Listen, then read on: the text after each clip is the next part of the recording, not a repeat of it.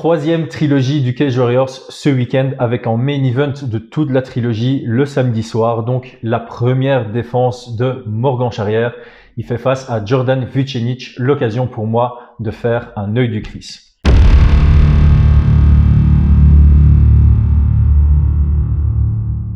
Donc, Cage Warriors, trilogie, beaucoup de francophones, évidemment. Il y a mes deux combattants, Donovan Desmaé, le main event du vendredi. Il faut absolument voir et supporter. Il y a Brian Boulan sur la même carte que Morgan. Il y a d'autres Français, Nicolas Leblond, Yacine Bellage et j'en passe. Et évidemment, en main event de toute la trilogie, Morgan Charrière pour sa toute première défense. Alors, comme d'habitude, étant donné que ce n'est pas un combat de l'UFC ici que j'analyse et que la plupart des gens qui vont écouter cette vidéo supportent Morgan, je vais pas faire une vidéo où j'analyse les deux. Je vais vraiment faire une vidéo, une étude sur l'adversaire de Morgan, le game plan que Morgan pourrait utiliser. Alors, pourquoi je fais une vidéo uniquement sur Morgan et pas notamment sur Donovan et Brian? Parce qu'on sait jamais. On sait jamais. Je sais que Liam Gittins, par exemple, l'adversaire de Brian, regarde beaucoup ce que Brian fait. Et j'ai pas envie de dévoiler les game plans.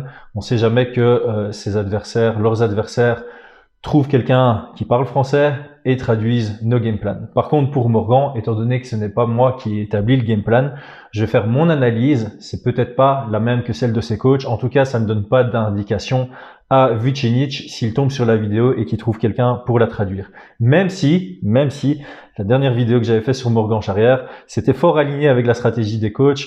Ils me l'avaient dit eux-mêmes directement. Donc voilà pour la crédibilité. Quoi qu'il en soit, Morgan est champion du Cage Warriors. Ça veut dire ça veut dire plusieurs choses, mais il y a une chose d'importante, c'est qu'on n'est plus à un niveau où on rencontre des adversaires qui ont des faiblesses. À ce niveau-là, on arrive dans l'élite européenne, ce qui signifie que les futurs adversaires, et notamment Jordan Vucenic, c'est pas quelqu'un qui a des faiblesses, c'est plus quelqu'un qui a des habitudes, et ce sont les habitudes sur lesquelles on va pouvoir trouver des ouvertures, pas les faiblesses. Donc en analysant Vucenic, il est jeune. On sent qu'il y a de temps en temps un petit manque d'expérience, un petit manque de patience, mais je vais pas mettre ça comme une faiblesse. Par contre, il a un style qui est relativement complet. C'est un adversaire qui est complet. C'est la première fois que Morgan, je pense, en tout cas depuis qu'il est au Cage Warriors, c'est peut-être la première fois que Morgan va rencontrer un athlète aussi physique que lui. C'est-à-dire que Morgan est très physique, il est très très bon, il est complet aussi, mais une de ses grandes qualités, c'est sa physicalité. Un très bon cardio, une bonne force naturelle. D'ailleurs, le meilleur compliment que quelqu'un lui ait donné, c'est Dean Truman. Après qu'il ait perdu contre Morgan à Birmingham, il a suggéré, on va dire, que Morgan prenait des stéroïdes. Pour quelqu'un qui n'en prend pas, c'est évidemment le meilleur des compliments qu'on puisse recevoir. Donc Morgan est quelqu'un de très physique et il avait cette capacité sur ses anciens adversaires à s'imposer physiquement en plus de s'imposer techniquement. C'est la première fois peut-être depuis qu'il est au Cage Warriors qu'il va pas être capable de s'imposer physiquement de manière aussi marquante que dans ses combats précédents. Jordan, c'est difficile à dire évidemment, parce que moi j'analyse Vucenic contre d'autres adversaires, je regarde Morgan contre d'autres adversaires, tant qu'ils se sont pas rencontrés l'un contre l'autre, on va pas pouvoir dire s'il y en a un qui a des aptitudes athlétiques plus avantageuses que l'autre. Mais de ce que je vois, Vucenic a un très bon cardio et a une bonne force pure en grappling, il a des bonnes frappes sèches, etc. Donc d'un point de vue physicalité, j'ai l'impression que c'est la première fois que Morgan au Cage Warriors va rencontrer quelqu'un qui peut le matcher à ce niveau-là. Peut-être pas sur 5 rounds, c'est la première fois que Vucenic va combattre sur 5 rounds. Morgan, il avait combattu en 5 rounds contre Søren Bak, un combat prévu 2 semaines à l'avance. Et il avait gagné le 5e round, comme quoi physiquement il est prêt. Et son dernier combat contre Perry Goodwin était prévu sur 5 rounds. On n'est pas allé jusque là, mais ça faisait très longtemps que Morgan se préparait à des combats de 25 minutes. Donc a priori, peut-être que sur la durée, ce sera à l'avantage de Morgan, mais en tout cas sur les premiers rounds, je pense qu'en termes de physicalité, on va avoir plus ou moins une égalité. Au-delà de ça, Vucenic, donc là je suis en train d'établir le profil général de Vucenic, on va rentrer dans le détail comme d'habitude avec des séquences que j'ai ici sur mon ordinateur par la suite. C'est quelqu'un de posé, donc il va rentrer dans le combat, il va faire peu d'erreurs, il va être intelligent, il va être assez patient, il va bien bouger, il utilise bien les feintes, il a une garde assez intelligente, très haute, il fait pas mal de in and out, il initie plus que ce qu'il ne contre, donc il contre très peu, surtout dans les premiers rounds. Plus le combat avance, plus il se sent à l'aise de contrer, mais en tout cas au début d'un combat, il est plus là pour engager ou désengager. On va y venir plus tard parce que d'un point de vue game plan, c'est très intéressant d'avoir cette note. Il est assez complet. En anglaise, il utilise beaucoup les mêmes armes. Il utilise beaucoup son jab, que ce soit en feinte, en simple, en double et de temps en temps en triple. Donc il va jabber, il va double jabber en avançant et de temps en temps il va envoyer le jab au corps, donc il varie bien sur les niveaux aussi. Je vais y venir plus tard, il envoie beaucoup son direct en surengageant, donc soit il va se laisser emporter par son direct, soit il va envoyer en direct et puis shifter. Il utilise beaucoup le switch middle et il utilise de temps en temps le croisement de deux, donc il va sortir la tête vers son côté avant, envoyer un crochet ou un uppercut au corps ou à la tête suivi d'un direct. Ça c'est son profil un peu debout, puis de temps en temps des low kicks. Et comme je disais, il contre très peu, donc il va souvent désengager. En lutte, il est ouvert à la lutte. Il a une très bonne lutte, réactive, proactive. Il l'utilise pas spécialement autant que ce qu'on pourrait croire, mais il a vraiment une bonne lutte. Donc il a des bons réflexes en lutte, il a des bons automatismes, il a des très bons scrambles, il a un bon contrôle, et on sent qu'il a vraiment un très bon grip. Donc il a un bon contrôle. Que ce soit en dessous ou en dessous, il arrive vraiment à contrôler les armes ou les défenses de son adversaire. Ok, ça c'est pour le profil général. Dernier point, j'ai l'impression qu'il vient quand même avec des stratégies. C'est-à-dire que contre Conman Day, c'est la première fois que moi je l'avais vu, c'était aussi à Birmingham justement, il avait fait un bon combat très stratège contre Paul Hughes et contre Steve Mabel, c'est les séquences qu'on va voir maintenant. Il vient aussi avec des adaptations et un style de combat qui est adapté par rapport à son adversaire. Ok. Maintenant qu'on a vu le profil général de Vucenic, on va partir sur ses habitudes qui seront exploitables pour Morgan. Donc ici, j'ai d'abord commencé par deux séquences qui définissent très bien, en fait en deux séquences, on définit très bien ce à quoi ressemble Vucenic debout. Donc ici, vous voyez, il s'emporte sur le direct. Donc quand je dis qu'il s'emporte sur le direct, c'est ça que je veux dire. Il va envoyer sa main arrière, donc il va envoyer sa droite s'il est droitier. Donc quand il envoie sa droite, très souvent, sa jambe arrière suit. Oui, j'en parle souvent sur ma chaîne. Quand on envoie un direct, normalement, on veut pas surengager. Donc, on veut envoyer le direct et puis on va revenir en arrière. Notre pied gauche sera toujours devant, notre pied droit sera toujours derrière. Si on est droitier, l'inverse pour les gauchers. Ici, on va avancer un peu. Vous voyez, dans son direct, ses pieds sont alignés. Il est quasi passé en gaucher. Donc, ses pieds sont tout droits. On a ce qu'on appelle le T. Là, c'est à gros risque pour prendre un knockdown. Donc, c'est ce que je dis quand je dis qu'il s'engage beaucoup dans ses directs, c'est ça que je veux dire. Juste un peu. Donc on est toujours dans la même séquence, switch middle kick. Ok, ici switch middle kick, on attend un peu et il surengage dans son direct. Donc de nouveau ici, c'est pas un direct suivi d'un shift parce qu'il le fait aussi. Ici, il envoie vraiment son direct et on voit qu'il met beaucoup trop de poids vers l'avant, ce qui le fait avancer. Et là, de nouveau, on a un T. On a la perpendiculaire pour son adversaire. Il y a une grosse ouverture de contre ici. Voilà, ça c'est vraiment les deux séquences qui pour moi démontrent les deux plus grosses habitudes exploitables de Jordan. Alors j'en ai parlé dans la partie juste avant. Il utilise beaucoup son jab, son double jab, mais avec cette jab, il surengage très peu, donc c'est moins exploitable. En plus, il les feinte beaucoup, donc j'aurais moins tendance à chercher à exploiter ses jabs qu'à exploiter son direct surengagé. Donc voilà, ça c'est ma petite lecture. Donc je vais moins parler des jabs ici, je vais plus parler justement de ses directs et de ses middle. Donc les middle, on les voit vraiment bien venir. Hein. C'est des énormes switches. Donc, il lève sa jambe avant, il fait passer sa jambe droite devant, et puis il envoie son middle. On les voit assez bien venir. Donc, je vais pas montrer toutes les séquences où il envoie des switches, mais si vous allez regarder ses combats, vous allez voir qu'il en envoie vraiment beaucoup. Switch middle. Comment les exploiter? Il y a plein de manières. Il y a cette manière-ci, catch it and take down. Tiens, est-ce que c'est pas quelque chose que Morgan a déjà fait? Alors c'est pas sur un switch middle, mais c'est également sur un front kick ici. Il l'avait fait contre Dean Truman. Donc, je vais juste mettre les séquences l'une après l'autre parce que ça nous y fait penser. Hein. Donc ici, on voit très bien le switch middle contre Steve Mabel. Steve Mabel qui vient crocheter la jambe avec sa main. Ensuite, il soulève et on a le petit takedown qui se finalise. Morgan contre Dean Truman, front kick, on vient attraper la jambe, on vient crocheter la jambe ici. Donc, vous voyez la main droite de Morgan qui vient crocheter la jambe pour soulever. Hop, et on complète le takedown. D'ailleurs, il y a une très belle photo de cette séquence.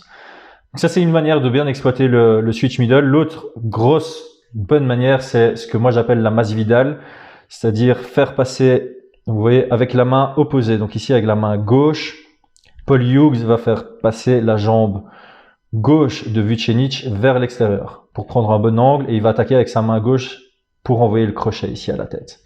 C'est vraiment quelque chose que j'aime beaucoup et que Masvidal utilise énormément, comme ici. Hop. Et c'est le premier knockdown qu'il met, ou même premier KO qu'il met contre Donald Cerrone. Dans le deuxième round, il fait exactement la même chose. Il vient chasser la jambe sur l'extérieur, comme on dit. Donc ici, c'est la jambe gauche. Donc c'est la jambe gauche de Donald Cerrone, donc un switch middle, exactement comme Vucenic, qui va être envoyé. Hop, ici, on vient chasser avec la main gauche et on la fait partir vers l'extérieur pour avoir un angle dominant. Et une fois que la jambe est partie, hop, on ouvre pour envoyer le crochet et le overhand. On a le knockdown. Très beau boulot de Masvidal. C'est quelque chose qui est vraiment exploitable.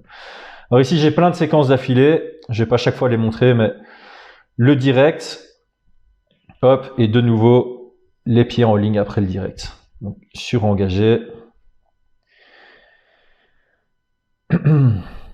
Juste après le direct, il surengage. Je vais revenir pour montrer les images. Hop. Il envoie son direct, il marche et maintenant il se retrouve en gaucher. Donc ça, c'est un direct suivi d'un shift. Il utilise vraiment beaucoup ça. Ici, pareil, il y a un petit mouvement de tête qui s'est ajouté, mais de nouveau, regardez son pied. Ici, son pied droit est bien derrière. Il envoie son direct. Hop. De nouveau, on a un genre de T. On a la croix. Facile pour contrer. Hop. Et puis je vais continuer. On en a encore un ici, où il rate les deux. Ici, de nouveau, avec le mouvement de tête. Donc, comme je dis, c'est pas un défaut, c'est pas une faiblesse, c'est quelque chose que notamment Dustin Poirier utilise beaucoup. J'ai pas montré de séquence de Dustin Poirier quand il l'utilise, mais j'avais fait une vidéo sur Dustin Poirier avant son combat contre McGregor. Je t'invite à aller regarder si tu veux voir des bonnes stratégies pour contrer ça, notamment Joseph Duffy qui avait utilisé de superbes stratégies pour contrer ça contre Dustin Poirier. Dan Hooker en avait aussi utilisé des pas mal.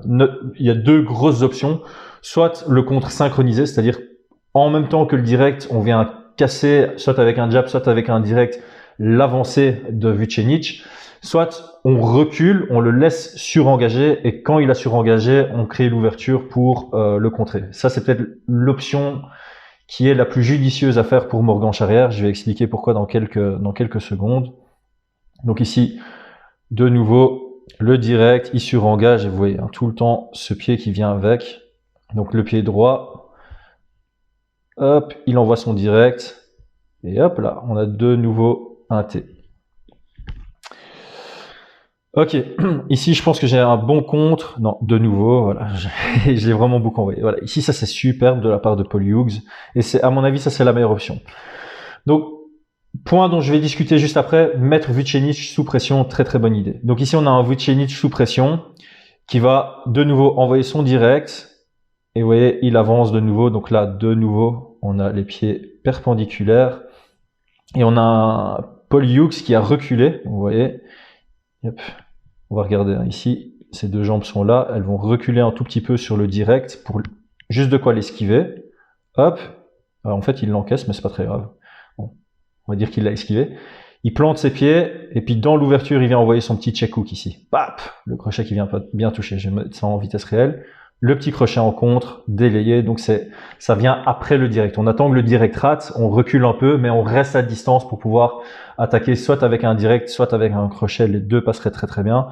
Et si j'ai juste montré une séquence qui va montrer pourquoi les contres délayés sont plus intéressants que les contres synchronisés.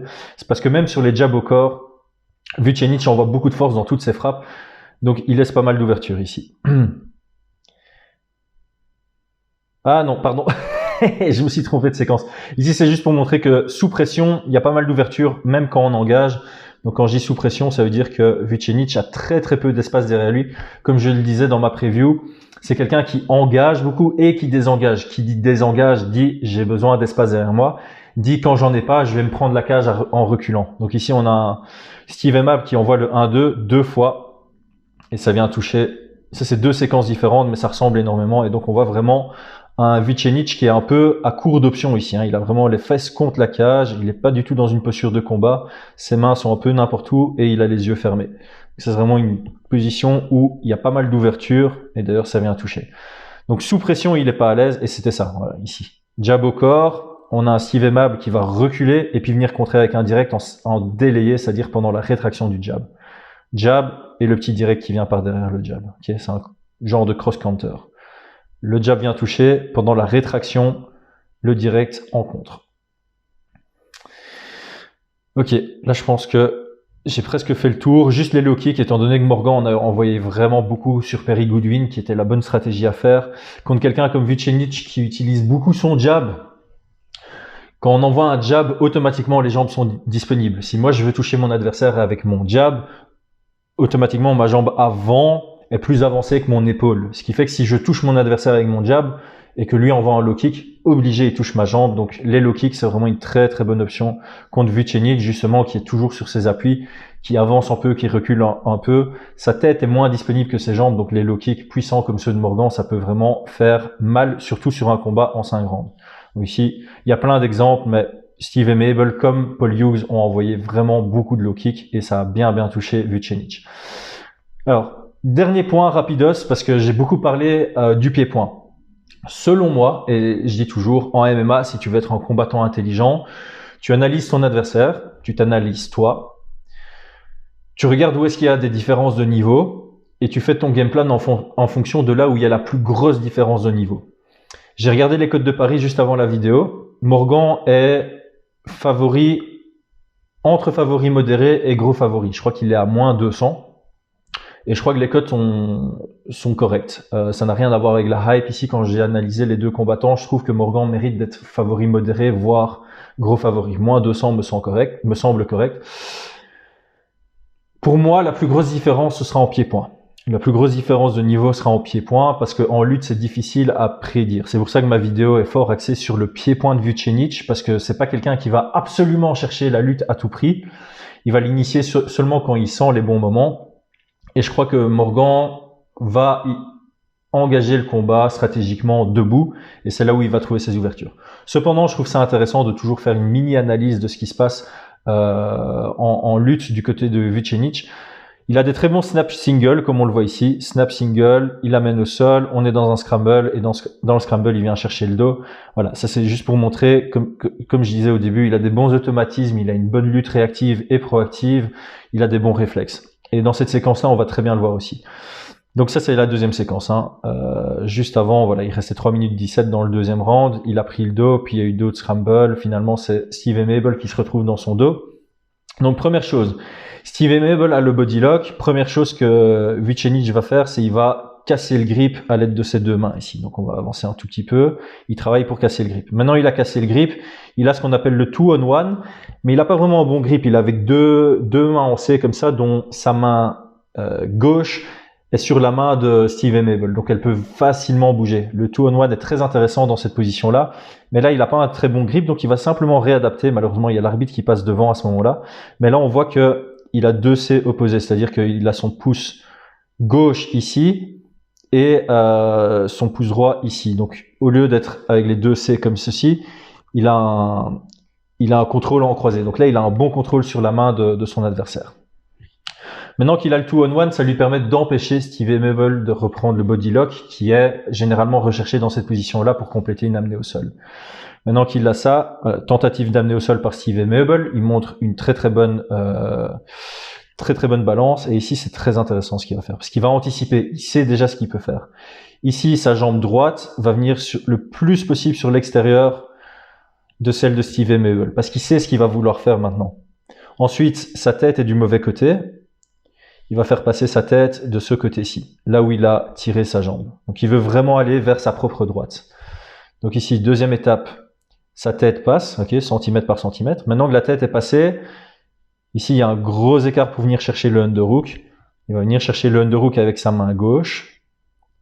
On avance tout doucement, voilà. Vous voyez ici, underhook qui passe. Maintenant qu'il a le underhook, il peut lâcher le grip ici pour venir chercher le underhook de l'autre côté. Et une fois qu'il a le double underhook, ici, voilà, maintenant il a le double underhook, donc ici et ici on voit pas très bien, mais il l'a aussi.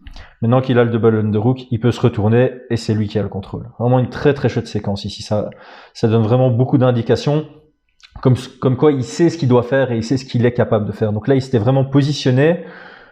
Là, il a positionné son corps avec sa tête déjà de ce côté-là parce qu'il savait qu'il allait être capable de placer son double underhook et de retourner la situation.